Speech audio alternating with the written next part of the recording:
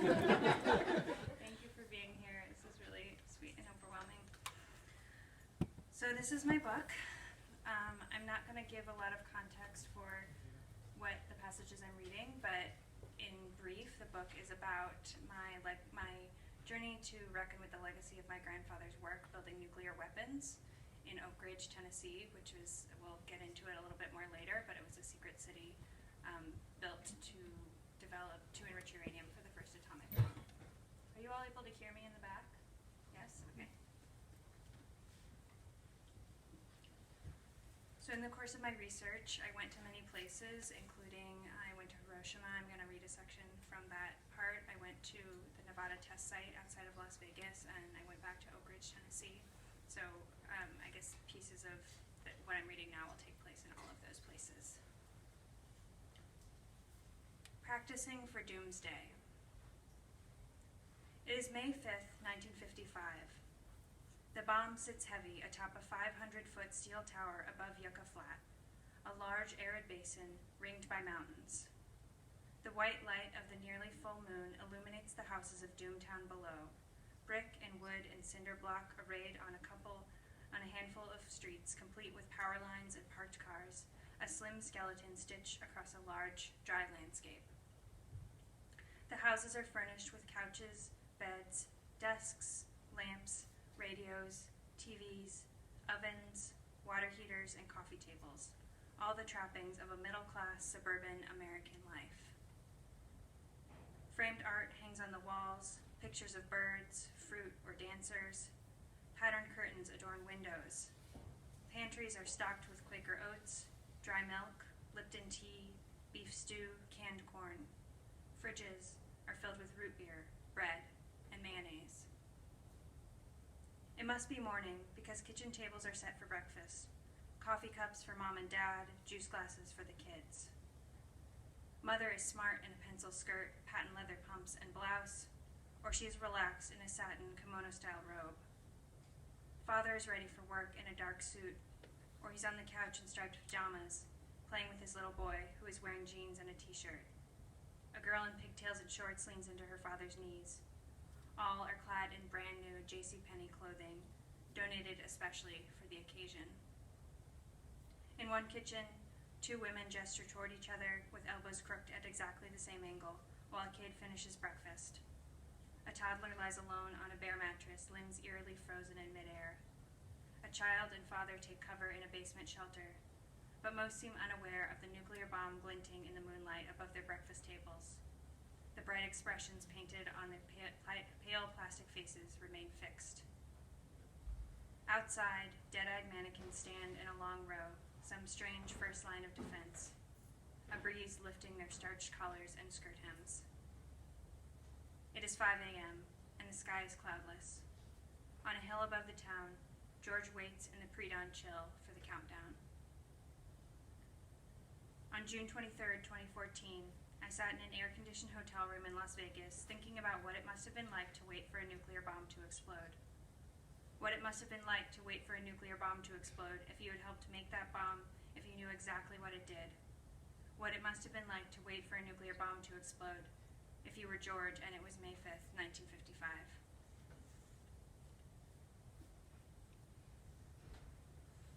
This next part takes place in Hiroshima. Before I had arrived, I imagined standing beneath the A-bomb dome, looking up at a blue sky cut into wedges by the scorched iron bones of the building, a blue sky from which 70 years ago, a single plane dropped a heavy package, just a dark speck in a cloudless expanse tumbling toward an earth that would never be the same again. I imagined that to look at that sky through the bombed-out dome, I would understand something. But when I made it to that northern point of the park, I saw that the building had been fenced in so that I could look at it only from a distance. The windows were all glassless, the walls half collapsed and jagged on top. But I could see places where cracks had been filled in by fresh concrete and sturdy new scaffolding suspended further decay while maintaining the state of partial ruin. The history, the way it's told in Hiroshima, begins and ends on August 6th. As I stood in front of the A-bomb dome, I was reminded of a short historical film I saw at the Bradbury Science Museum in Los Alamos, in a theater that smelled distinctly of Subway sandwiches. Most of it was as one would expect. Black and white footage of Nazis marching in lockstep to ominous orchestral music, the introduction of the main scientific players, Einstein, Teller, Fermi, Szilard, Oppenheimer, and then a story in broad strokes similar to the Oak Ridge story. There were men and women called by their nation to move to a remote corner of the country and work under a shroud of secrecy. A bustling camaraderie, patriotism, sacrifice, victory. The cheery swing music gave way to eerie repeated minor chords as the narrative built to the Trinity tests, scientists disappearing into the New Mexican desert to witness the first reckoning of their work. Over the rolling thunder of the explosion, the narrator's voice came in. Thoughts and feelings as powerful as the explosion rushed through the exhausted witnesses. A seething gray cloud consumed the screen for a few moments before Oppenheimer's voice delivered his famous lines, quoted from the Bhagavad Gita, "I am become death, destroyer of worlds." The narrator remained silent as the screen showed a circle of bombed desert, a plane taking off, a bomb falling, a white mushroom cloud rising from an indeterminate landmass. Then, victory parade music, people cheering in the street, and a soldier swinging a woman down for a kiss. A total of 7 wordless seconds were given to the actual consequence of the work of Los Alamos. The words Hiroshima, Nagasaki, and Japan were never uttered. A person who did not know the history could see the film and believe that the war ended because the Trinity test was successful. In Los Alamos and in Oak Ridge, the story of the bomb is told without Hiroshima, and here the story is told without the war. There is no conjunction between these histories, no cause, no guilt, no blame. In post-war occupied Japan, American officials censored information related to the atomic bombings, and particularly to the disturbing ongoing effects of radiation, under the vague justification that such material might, quote, disturb public tranquility. In the name of tranquility, what is left in the gap between these stories? George is in the gap. If he felt guilt about Hiroshima, it was buried deep and never spoken. And the Hibakusha who do not speak, we cannot know what they hold in their silence. We cannot study silence, one Hiroshima scholar reminded me. We deal with those who speak. Granddaughter of a man who helped build the bomb, I stood before a building destroyed by that bomb, and my body insisted on a conjunction. Let my tranquility be disturbed.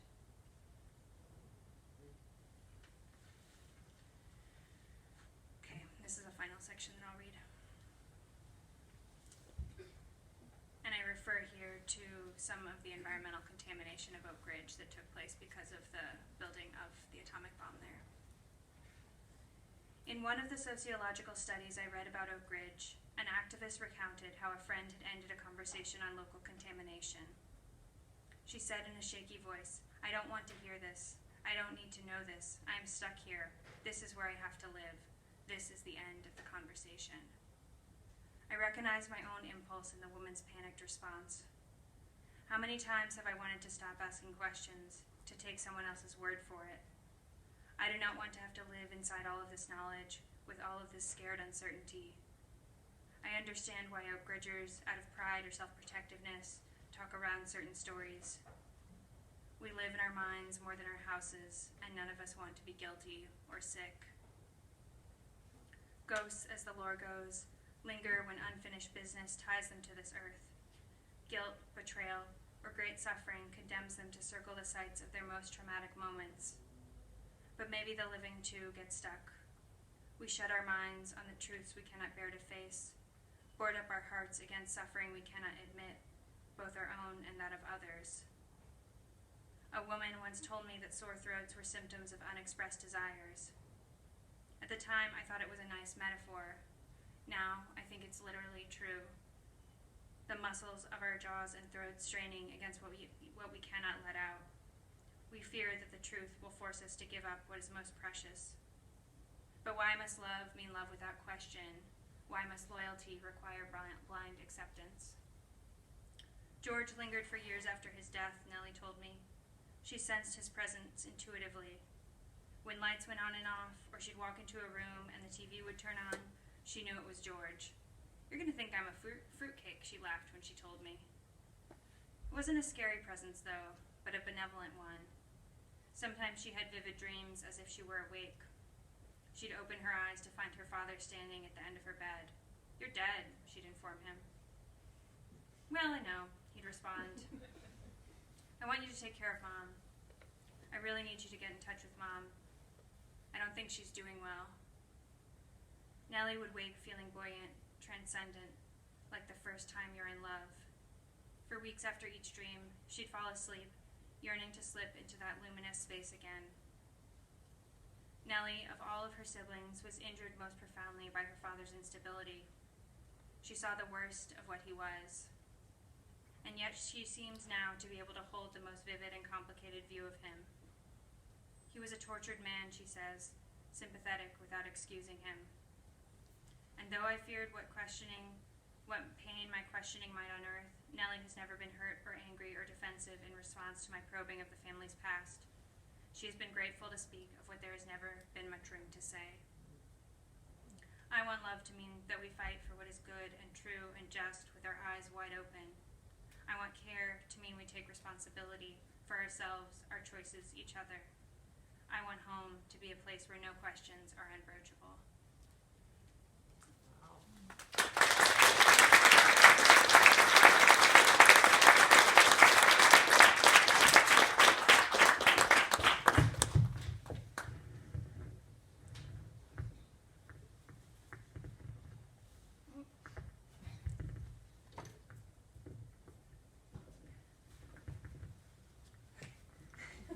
Thank you so much, Emily. Is the mic all right? Is the volume good? Okay, awesome. Well, Emily, thank you so much for that powerful reading and for your incredible work. And I'm so excited to be in conversation with you about it tonight. And thank you all for being here, because as much as this is a wonderful night to be reading, like less of a nice night to leave one's house for a reading. So this is really a wonderful crowd, and thank you for being here. And just so you know kind of how we're going to spend our time, we'll be talking together for about half an hour, and then I'll open the floor for your questions and effusive praise of Emily's brilliance and this incredible book. So I want to just begin with an origin story question, Emily, and something that, among the many things you've really exhausted my Post-its. I was just going through your book, and every page, you wrote something really brilliant and moving and powerful.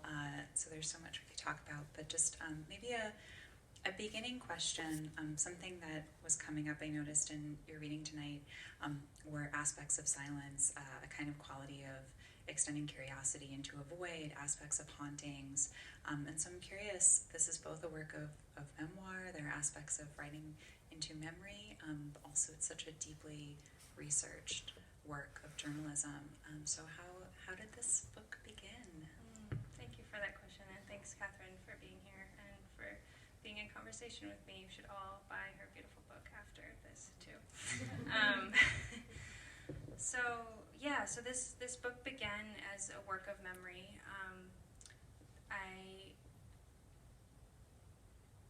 I have a very distinct memory from when I was a child of a photograph that hung in my grandmother's house above the bed where I slept when I visited her, and it was of my grandfather standing in front of a nuclear test blast, which I wouldn't have been able to say at the time, but it was a fiery mushroom-shaped fire blast. And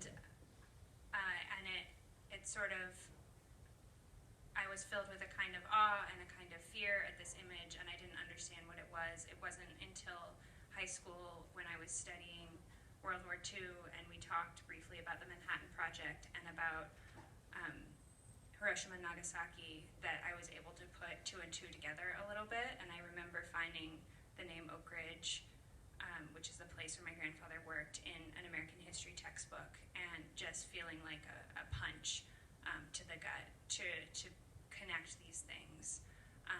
And I was ashamed. I wanted to be silent about it. I distinctly remember, not wanting to raise my hand and share that I had a connection to this history, and not wanting to think about it, and not wanting to go home and ask any questions about it.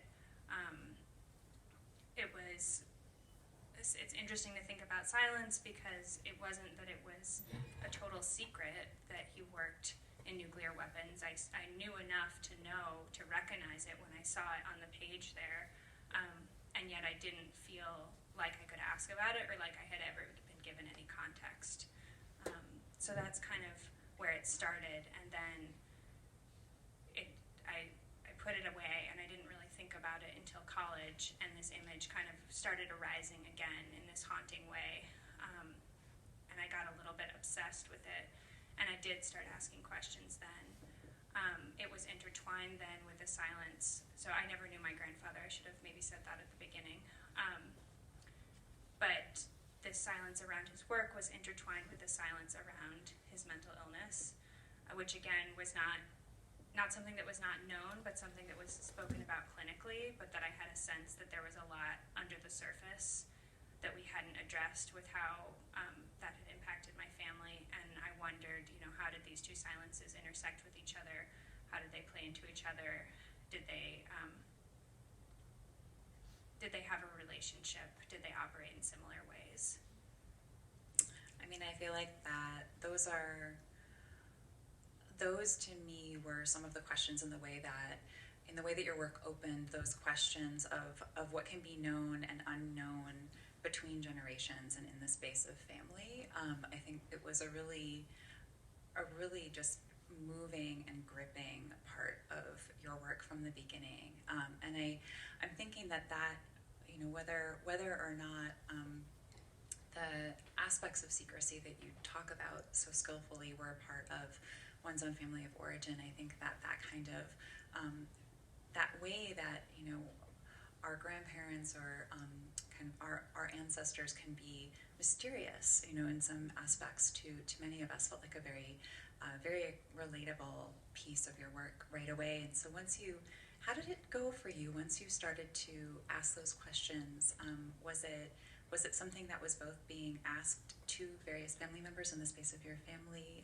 Was it something, I'm just thinking about the kind of research, the wonderful research that you did about Oak Ridge specifically.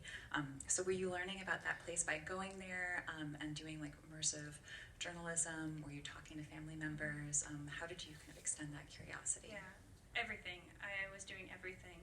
I mean, it started off when that, first time in college when I started, calling my family and asking, what do we know about this? And the answer is not all that much. Even though, my dad and his siblings grew up in Oak Ridge, because Oak Ridge continued to build nuclear weapons after World War II through the Cold War. They do to this day. There was such a culture of secrecy there that most kids didn't know much about what their dads did, so they couldn't tell me much. So I started checking out every book I could from the library, and just reading around as much as I could. And then after about a year of a lot of research, I think is the first time I actually returned in person to Oak Ridge to kind of find out what it had become. And then the book became about a lot more than just Oak Ridge, because I was following these threads of curiosity, these threads of research, these threads of harm. I was trying to understand the harm of this work, and so that brought me out to the Nevada test site to understand what was the effects of bombing this desert 1,000 times, and what does this moment in history say about my grandfather, about our country. It brought me to Hiroshima ultimately, and then it brought me back to Oak Ridge to study the environmental effects. So there was a lot of in-person research, a lot of interviewing people I know, people I don't know, scientists, activists, atomic bomb survivors, anyone I could talk to. Yeah. Well, and I'm also remembering in some ways, in terms of that tie-in of the piece looking at ecological devastation and, the cost of forever chemicals and, all that you get into in terms of the ecological complexity. There was that part early on, and, I've been thinking a lot about how to talk to Emily and ask these questions without spoilers. So just like go with me here. That thing that happened with that person on that one page. But in Kingston, Tennessee, there was a very significant coal ash spill, and I was just, as a reader, thinking about how there was this incredible kind of dualism that you were bringing into your work, where there's the deeply domestic, there's the space of family, there's the space of your grandmother's home that is so exquisitely described, and then there are these very big ecological consequences, in a way kind of coming into the way it felt for me as a reader, really kind of coming into your life and your family's life, and you were extending curiosity to that at the same time. So would you talk about that coal ash spill, maybe for those who don't know or don't remember, and kind of how that was shaping of some of those ecological pieces? Yeah, so the Kingston coal ash spill, so the kind of geographic heart center of the book is my grandmother's house on this lake that's outside of Oak Ridge, Tennessee, which is where she retired and where she eventually passed away. And my family kept that house in the family, and it's a place that I spent summers growing up. It's a landscape that I deeply love, and a place that feels like home to me. And so, and that's the place where this photograph hung. So this was the haunting of, like, in the place I feel most safe and most whole, there is this dark under history. And so in 2008, there's this coal burning plant that you can see across the lake from this house. And in 2008, in December, there was one of their waste containment ponds cracked, and some millions and millions of tons of toxic coal ash, which is a byproduct of coal burning, like exploded onto the water and land. And it didn't, at the time, it seemed like very miraculous that it didn't take any lives. It has turned out since then that a lot of the cleanup workers have sickened and died, and there are ongoing lawsuits about that. And so it's actually has quite a big human toll. But in 2008, when that happened, that was another sort of catalyst for me thinking about this place and thinking about the fragility of this place. I started doing a little bit of research, and I found out that that plant had actually been built to power the increasingly hungry energy needs of Oak Ridge during the Cold War, because they needed a lot of electricity to build now hydrogen bombs. And so, and the ash in that pond, it turned out there was like twice the amount the authorities said the pond contained, and it had been patched again and again. And I was thinking about, what is the literal explosive cost of secrets? You just keep stuffing it in there, and then you get a cold winter and it just explodes.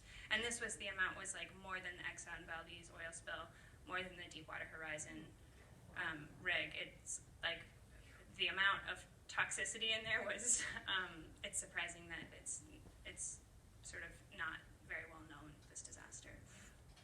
Well, and would you like to say more about secrecy and just like the role that, when we took a lovely and like deeply dreary walk this afternoon in Fighting the ice. Yeah.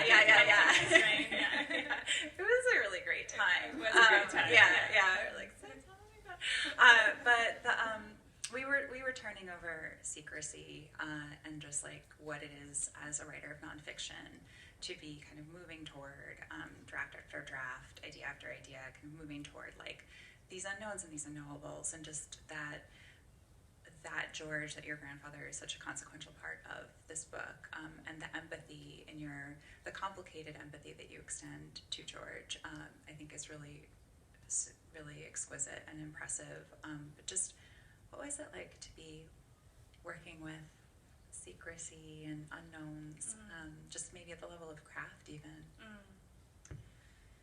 Yeah, it's hard. It's hard to write about secrets, obviously, because you don't know them and you don't know what you don't know, and it feels sometimes like casting about into the dark. And there were times I came up against closed doors.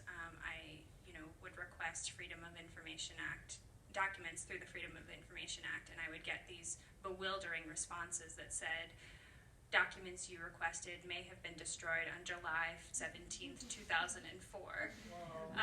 And I would appeal. I would call them and I would say, what kinds of documents were destroyed on July, whatever, whatever. And they would say, well, we don't know, they were destroyed. And I said, well, how do you know that the documents I requested might have been destroyed on this exact date if you don't know what kinds of documents were destroyed? And they say, we have no record of that, they were destroyed. And so writing about secrecy, that, you do come up against these walls, and I came up against a lot of limitations of what I could know.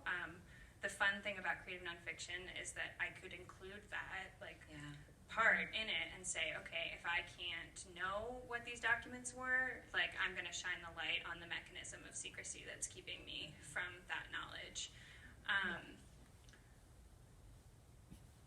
There were other, parts as far as emotional, I was writing about a man who's dead who I could never ask, and I was trying to make sense of his life, and there were moments of coming up against that I made discoveries. I got access to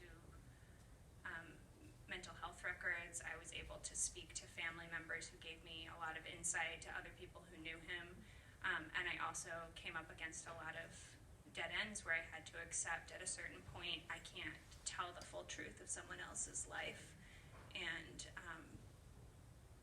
it's not my place to do that. I mean, that makes me think it makes me think of this quote that I really love. It's the epigraph to Forrest Gander's poetry collection, Be With, which is, the quote is, "The political begins in intimacy." And in some ways, this is such a intimate book, both in terms of its exploration of family, but also when you're talking about secrecy right now, Emily, you're talking about the secrecy of concealment and bureaucracy and political obfuscation. And so I wonder, in what ways you see this work as being very intimate and being also a deeply political book. I mean, not to set that up as some kind of binary, but just what was that like to move toward as a writer? Yeah. Well, so I already shared the origin story, this origin image, which, this book really began for me as a child alone in a room looking at a photograph of a man who had died. And so that was a deeply intimate, that is a memory, a deeply intimate memory of mine. And yet the image in the photograph is undeniably political. The mushroom cloud signifies so much, carries so much weight, so much heft, is a symbol of such violence. And it was always born of this tension between how do I make sense of this place I feel safe and this unsafety signified by this image. And so without that, there wouldn't have been a book, without that tension. The other very intimate thread of that is my grandfather's mental illness, and trying to understand in what ways was that, was that related to him having been a part of brutality, of committing atrocity, and in what ways was, I answer that it's a question that never gets fully answered, and gets answered in some ways and gets turned over, and I question myself and I question my motivations for asking the question throughout the book, so I'm not going to give you sort of the neat answer on what I came down on, but I do believe that to do that kind of work, your humanity has to be shut down to a certain extent, and that you can't be well when your humanity is shut down. And that if you do work that devalues human life, you're devaluing all human life, including your own.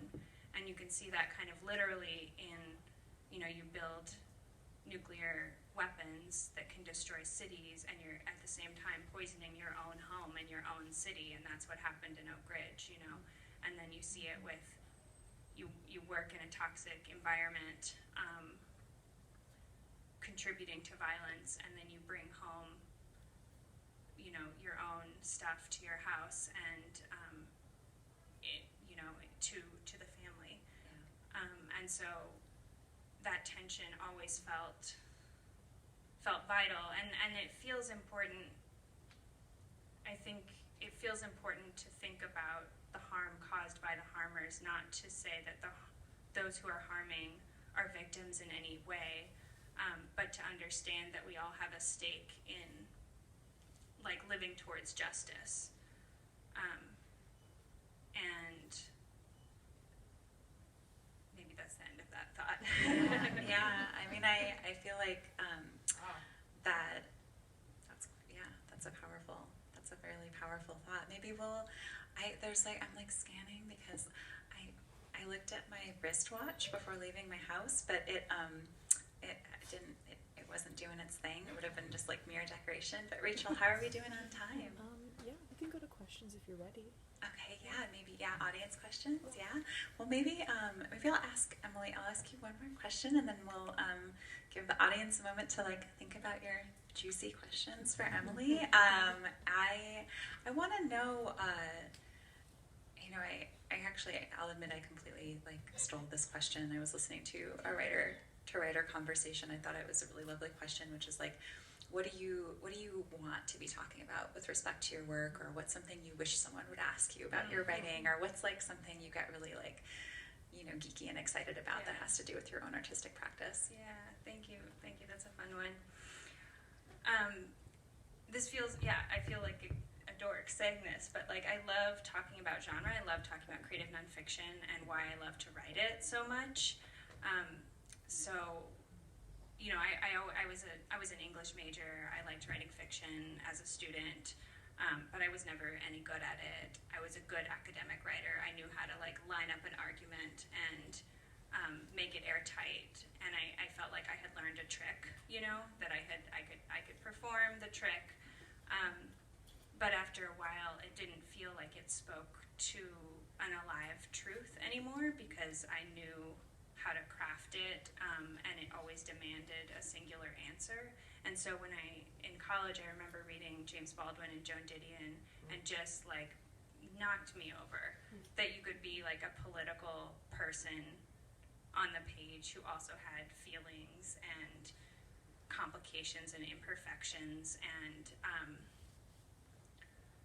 so finding a genre where you can bring science and metaphor and your memories and someone's testimony and history and myth, and they can all mean something and all have their own kind of authority, just felt like pure magic to me, and it still does. And I still feel like a little kid that I'm so lucky that I get to write this way, and I still can't believe that I can and that I'm allowed, but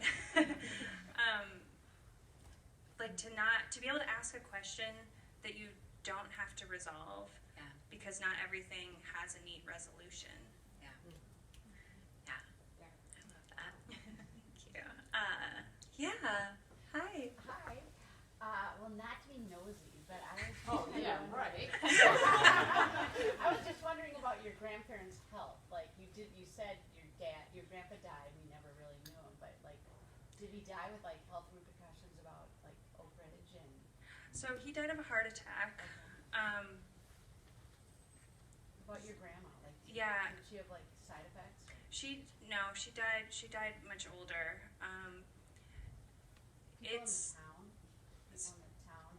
So it's a really complicated story there, which I do write about in the book. There are definitely people in town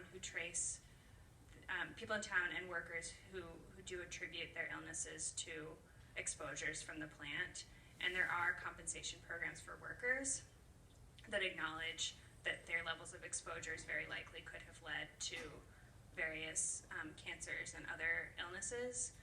There is no compensation program for residents, and there have been extensive public health studies that there are some problems with the studies. They have been sort of politically tainted, I guess, so they don't give a full and satisfying picture to people who are concerned about their health. So it's kind of an open question. Maybe it'll be good with your book. Yeah. I haven't read the book, but you might talk about it in the book. answer my question, but my question is, so did your family, obviously at one point your grandfather was mentally sound and creative and talented and smart. Did the family watch the mental illness happen? And was it So attributed to anything? I mean, So- I think my whole family's crazy and I don't have anything to attribute it to. Yeah. So he was diagnosed bipolar, and there are genetic, probably genetic connection there. I don't want to give away everything in the book, but and I think that his work and the environment played into some of the ways that he unraveled. He was also an alcoholic, and he had some childhood trauma, which I won't. That is written about in more detail in the book, but there were complicated reasons. Yeah, there was a lot, and he was eventually medically retired from the plant due to mental illness. So he worked a very high-powered job for a long time, but eventually couldn't do it anymore.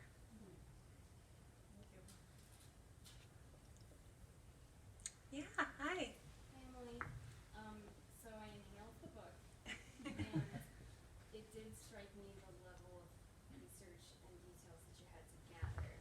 I was wondering, like, could you speak about, like, what it was like to hold all of that information kind of in the cloud of your head and your computer? And, like, was it oppressive? Like, how was it, like, working with finding all those different pieces that you needed? Yeah. It was exhausting. It was exhausting and a mess. And sometimes I didn't want to. I think some people didn't hear the question. Can you repeat it? Oh. It was a question about research and about how I held all of the research in my head and in the cloud of my brain and on the computer and how I dealt with it all. Is that okay? And Emily has a really good memory, as we just saw. Like, she can retain, you know? Yeah, I know. So, yeah, I am a kind of obsessive researcher. There were some times when I went to experts to ask them about like 400-page environmental reports that I'd read, and it appeared that the people I was talking to hadn't read the reports. So it was a lot to keep track of. I think I tried to balance. It can be really easy to just research dump and make it just totally overwhelming, and I wrote a lot of drafts that were just boring Wikipedia pages about whatever topic I was currently obsessed with, and some of those topics have been excised completely.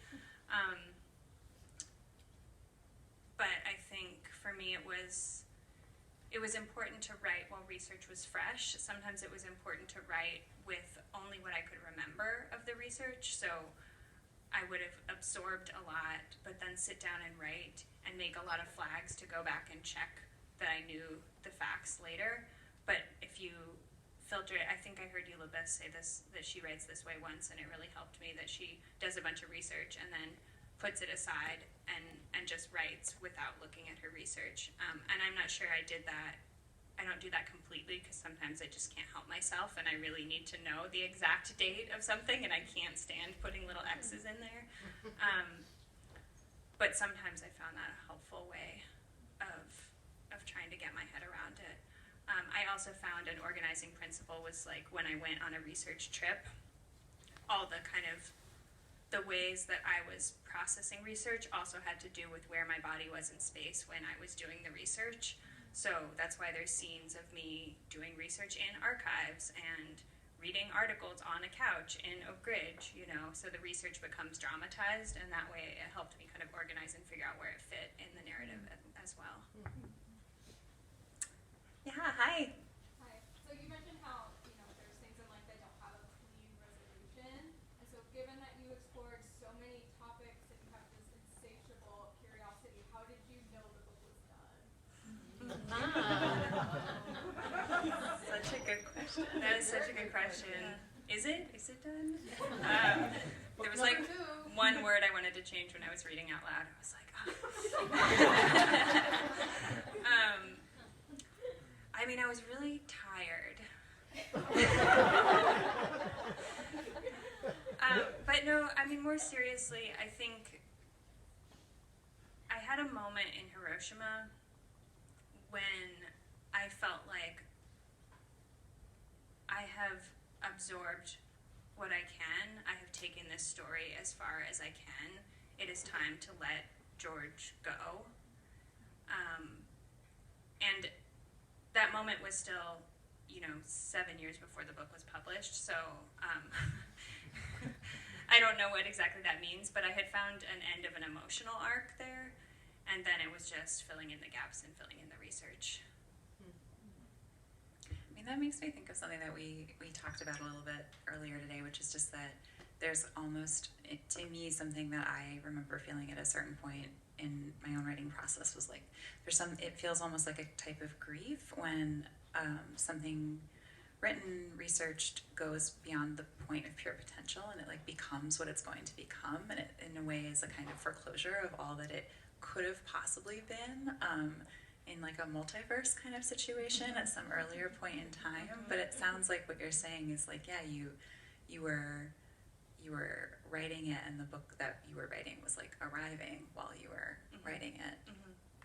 Yeah, at some point it's sort of an accident of what you're able to do, where your body is in space, where you are in your life, and it forms itself. Yeah. And then you stop. Yeah. Hey. Oh, this is kind of a piggyback on what you're saying there, but I was wondering if you could talk a little bit about the process of like figuring out the structure of the book and the narrative. So like, were there moments where you suddenly thought, oh, I know what this looks like kind of similar to that moment of being like, okay, this is the end of an emotional arc. Could I just piggyback on that a little bit to sort of say, you talked about you reach the end of the emotional arc and then 7 years. Kind of what role your editor or your agent may have played in that figuring out? Okay. I think those relate. Sure, okay. Yeah, finding the shape, finding the form of the book. That was a real beast, and you knew me when I was trying to figure out what the structure was, and I was drawing these really bad diagrams in my notebook that everybody laughed at because they were just squiggly lines on paper that made no sense to anyone, including me. So I still don't have a great answer for how I found the shape of it. I think it was, in some ways, what I just said, an accident of where my body was in space as I was doing research. And so, I mean, at a certain point, I guess I decided the history is chronological, and my research journey is mostly chronological as it fits in that way. And that seemed like a simple way of doing things. And I had to think, because it was so big and because it was so expansive, I had to think of each chapter as sort of its own self-contained, almost like a little essay. I think in smaller arcs, and so it helped me to think in chunks and to have one thematic focus and one landing point. About my editor and agent, they were sort of more high-level readers. I would say the best editorial help I got was from fellow writers, some of whom are here tonight, who've read this book along the way. Maybe one more question. Yeah, hi. Hi, Emily. Good to see you. On the topic of secrecy, I don't know if this is too personal, but if you'd be willing to share how it has felt to broach that secrecy, how that has changed you and your family, and what you've learned about, you learned a lot about secrecy, but what have you learned now about what happens when it gets revealed? Thank you for that question, yeah. I was really scared to broach it. At times it felt like I was gonna puke or something, coming up against this wall. But it was really a lovely surprise how, when it came time, when I started asking questions, how ready people actually were to talk about it, and there was like some eagerness and some graciousness, and I've heard, I've gotten nothing but support from my family. They supported me. There were, you know, stories I wouldn't have had, things I wouldn't have had access to if they hadn't supported me, and I've even gotten gratitude. I think it's opened the way for conversations that weren't happening before. I've had some, my dad's here, I'll embarrass him and just say, I think it led to some tender, important conversations between us that made me feel closer to him. And I think in some ways maybe I like underestimated them and what they could take. And it's easy to underestimate people, but I think there was a hunger to talk about some of this stuff. Thank you so much, Emily, for sharing your incredibly powerful work with us. Let's mingle, let's hang out, buy Emily's amazing book, Buy Kathryn's book. buy our books, and let's have a good time. Thank you for being here. Thank you, Emily.